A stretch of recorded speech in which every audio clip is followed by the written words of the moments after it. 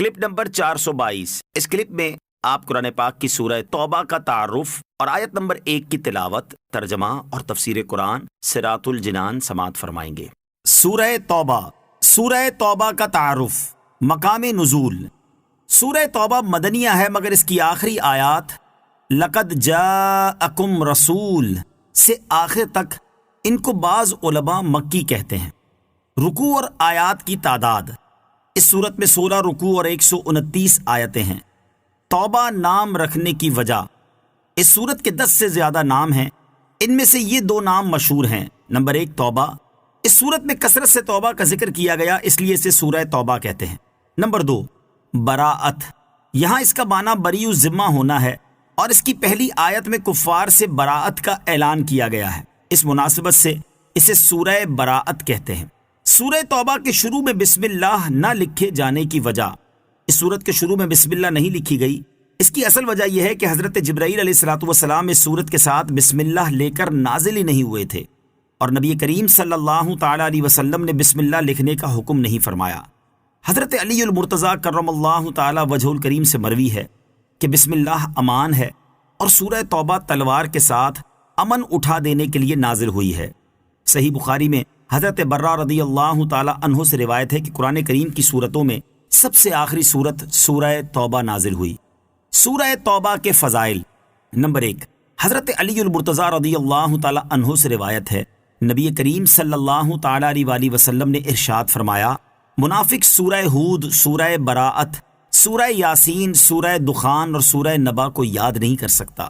Number 2، حضرت جابر بن عبداللہ رضی اللہ تعالی عنہ فرماتے ہیں کہ جب سورہ براءت نازل ہوئی تو حضور پرنور صلی اللہ تعالی علیہ وسلم نے ارشاد فرمایا، میں لوگوں کی خاطر داری کے لیے بھیجا گیا ہوں۔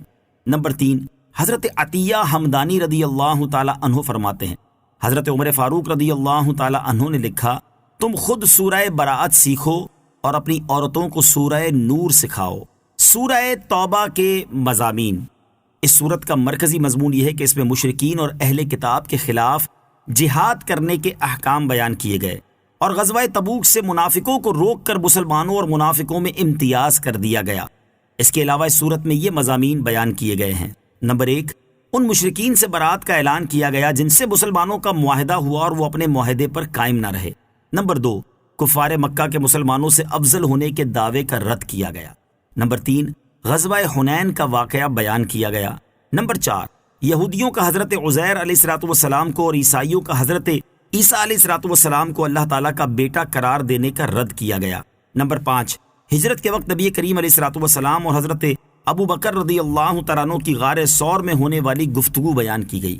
نمبر 6، زکوٰۃ کے مصارف بیان کیے گئے۔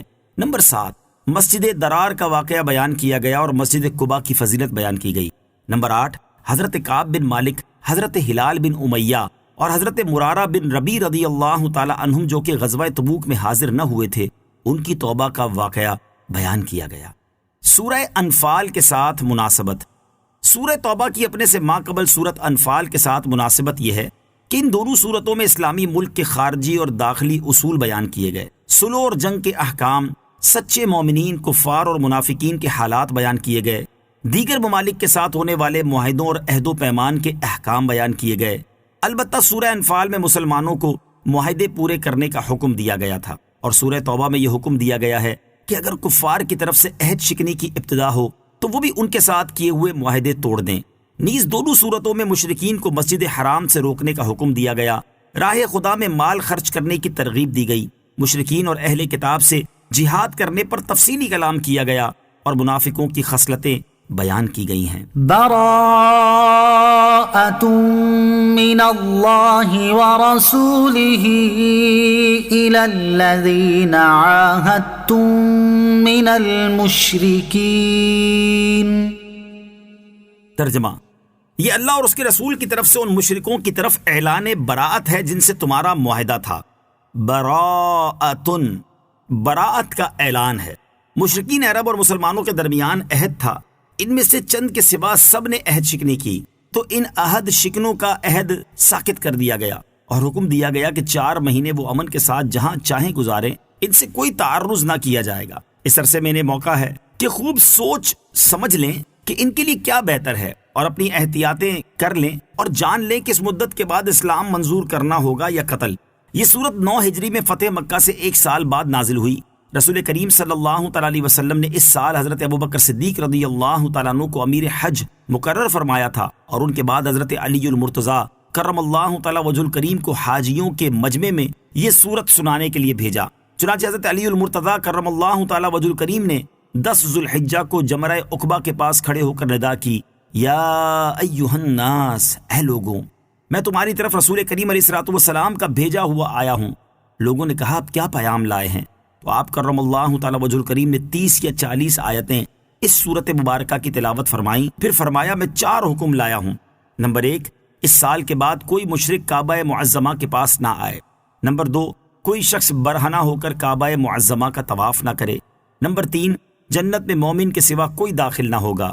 نمبر 4، جس کا رسول کریم علیہ الصلوۃ والسلام کے ساتھ عہد ہے وہ عہد اپنی مدت تک رہے گا، اور جس کی مدت معین نہیں ہے اس کی میعاد 4 ماہ پر تمام ہو جائے گی۔